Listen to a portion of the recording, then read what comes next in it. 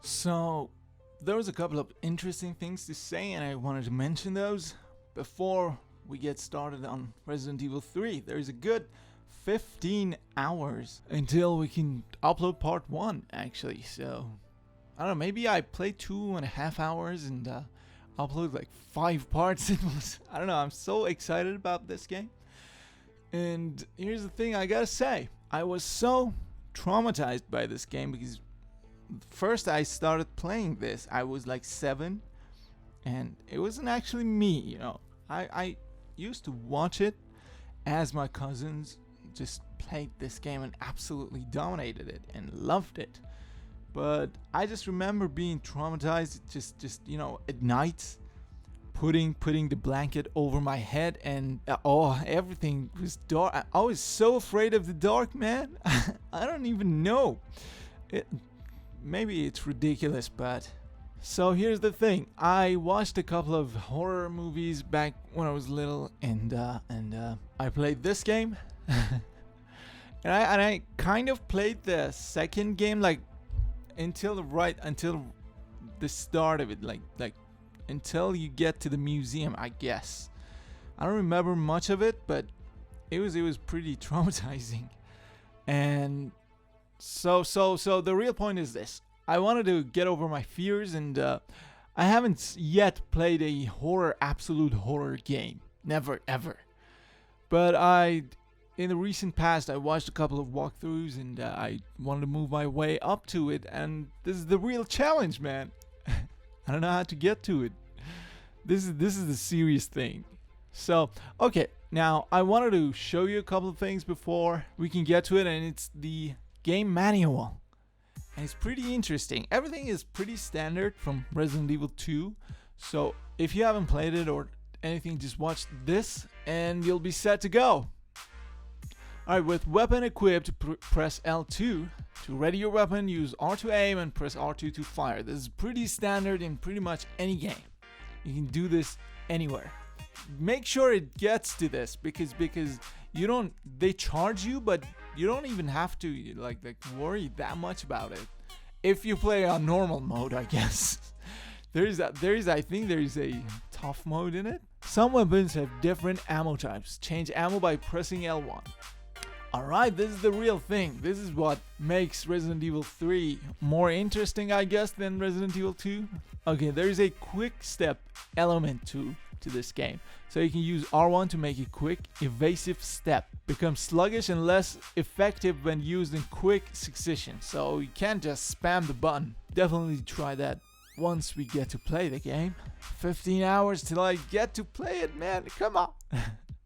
Use R1 or aim your weapon with L2 the moment before an enemy attack impacts, and an even faster perfect dodge will be executed. So this is something really, I don't know, we gotta master this technique, but it comes at a cost. If they bite you, and you have to use probably some I don't know, herbs or something.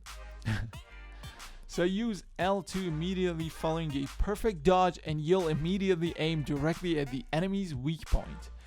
This is the perfect chance to launch a counter attack with R2.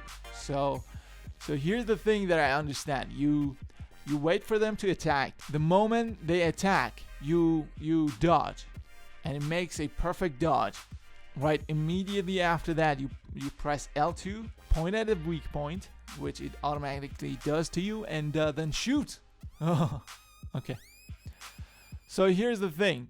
This was Jill only, and the shoulder charge is Carlos only, which is, I don't know, I don't remember the story of Resident Evil 3. The biggest thing I remember about it is that Nemesis would follow you around, and there was these glitches that it would duplicate Nemesis in 2 different rooms that were connected to each other. And whenever you walked into either room, Nemesis would get like 1-2 steps closer to you, so you wouldn't know what to do with it. I remember being a piano there, and you had to record a tune to play it. I don't know exactly what happened in there, and I remember a helicopter come crashing down, and Nemesis was the cause of it at the end. I don't know if Carlos dies. I don't think so. I know somebody dies in that game, and I remember being very terrified by putting a courageous face because there were other people there. And I wasn't supervised. Oh, god damn it. If only I was supervised, I would be able to enjoy. I mean, in what world would you enjoy this face and smashing it or shooting it? I don't know. Alright. So use R1 to perform a shoulder dodge with Carlos here. Use R1 with the right timing after a shoulder dodge, and you'll follow up with a strong cross punch. Cross punch can also be activated using R1 at the right moment during an enemy attack. So my interpretation is that my understanding to this is that you shoulder charge, you wait for the right timing. We don't know what that is yet. I mean, Brad already put the first part in. You can watch that, maybe he does that, but my interpretation is that you do a charge, then wait for the right timing and press R1 again, and we do a cross punch. And when they attack, you again can wait for the right time to press R1 and you do the same cross punch with it. Okay, this is an alternative healing point, I imagine, because in Resident Evil 2, once they caught up with you, you could only run backwards or run to the other direction, or you couldn't dodge or evade, if I remember correctly. Again, there's a quick turn element to it. With pressing L and circle, you can turn around quickly. You can use the R3 button to look backwards and see where enemies at. Alright, so this is pretty much the health situation. Fine, caution, and danger, and you can see the colors and etc. etc. Examining certain items will cause their name and description to change automatically. Okay, maybe you pick up some stuff that has some sort of code on it that you have to examine it before you can access certain items and stuff like that. Be sure to definitely keep that in mind. That is an important thing in the game. I presume, I don't know. Let's see what we can understand from this image, because I imagine this is a relevant real-time thing in the game that we have to examine. Okay, whatever this is. Oh, this is not in English. Damn it. Grappling attacks. Be extra careful when there are multiple zombies nearby. Oh, you'll most definitely lose if they decide to gang up on you. Playing dead, sometimes it's hard to tell if a zombie is still a viable threat or not. So when in doubt, poke it with a knife. I'm pretty much certain that your knife will not have a lifespan like in Resident Evil 2, because otherwise it would say like be cautious to not always use the knife. Lickers. About lickers. Lickers are violent creatures. There is absolutely no shame in running when you lack the firepower to take one down. Alright. Oh my god, there are lickers in this. About zombie dogs. Mutant dogs infected with the T virus are extra fast. So if your shots are not landing, deploy plan B. Turn tail and run. What is this? The parasite itself serves a tough sort of armor for its host's head.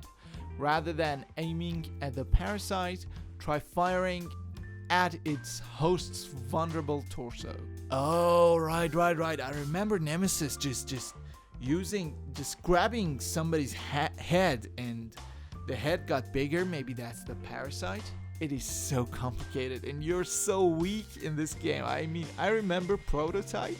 You were so powerful in the Prototype game. Oh my god, I can't play this. I'll get around to it. Don't think about it right now. We have 14 more hours to go. These skittery creatures can crawl in and out of holes in the walls. If you see a crack, watch your back. Holy shit. Activating generators. You're completely vulnerable while operating the breakers. If you notice a Drain Deimos approaching, better off abandoning the breaker and dealing with the creature first. So there's a point in the game that this definitely happens. Damn it! Okay, if you get implanted with Drain Deimos eggs and don't take action, the larva will start eating you from within, depleting your health. Use a recovery item to give Jill the strength to cough them up. Oh no! What is this? Parasite implantation?